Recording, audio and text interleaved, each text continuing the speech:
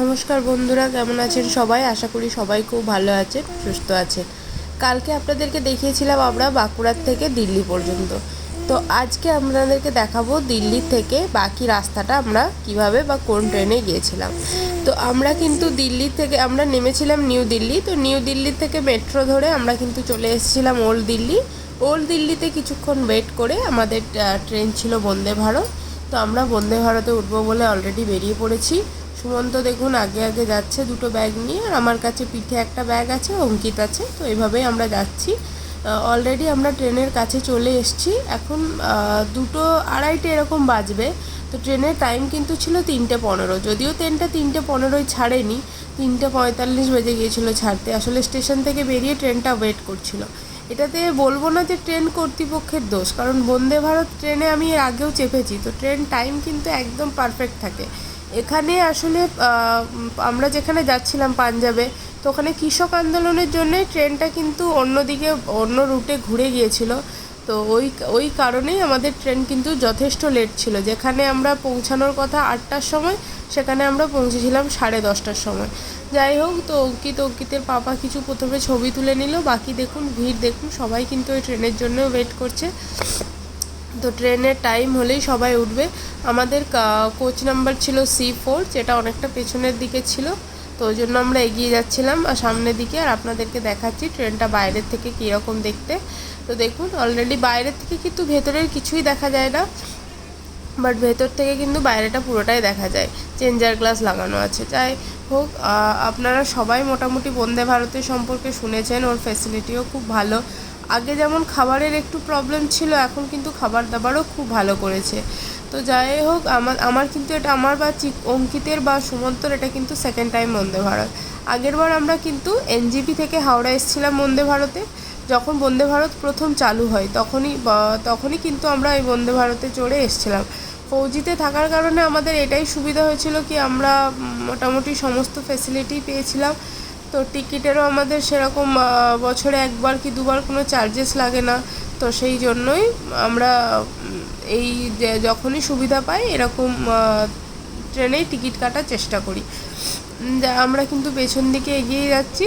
যদিও তখনও গেট খুলেনি, তার কিছুক্ষণ পরে গেট খুলবে, টাইম মতো গেট খুলেছিল। তো তাই আমরা কিছুক্ষণ স্টেশনে ওয়েট করব।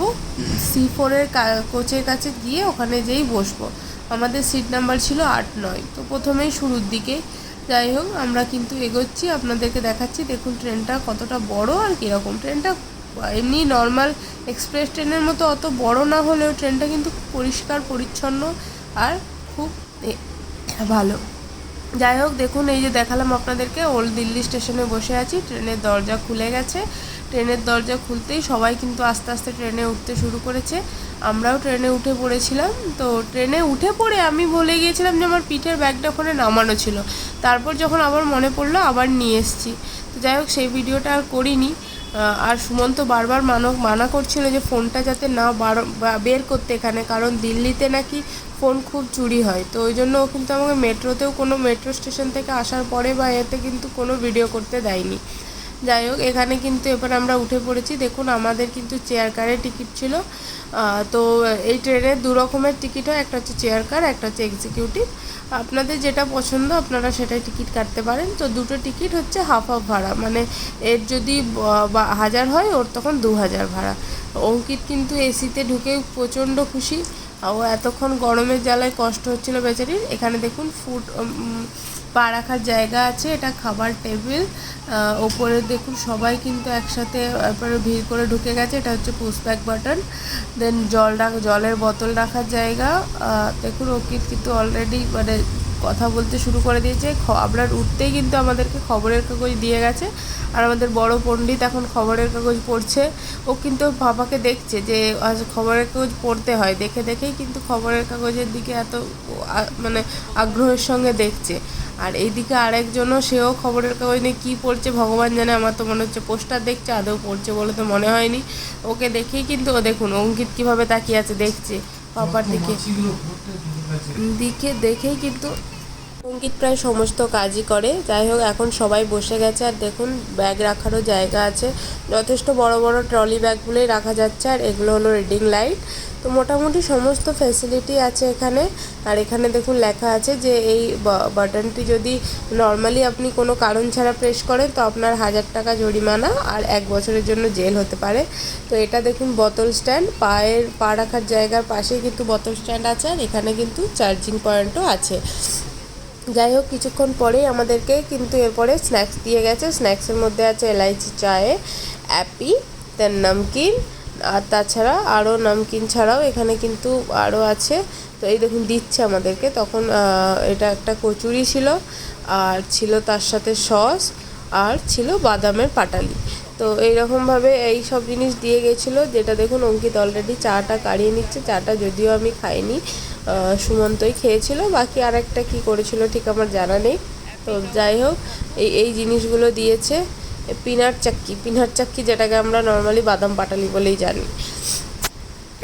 তো এইগুলো কিন্তু খাবারের কোয়ালিটিও ভালো ছিল, আর প্যাকেট খাবার কি বলবো, সব কিছু ঠিকঠাকই ছিল, অসুবিধার কিছু নেই।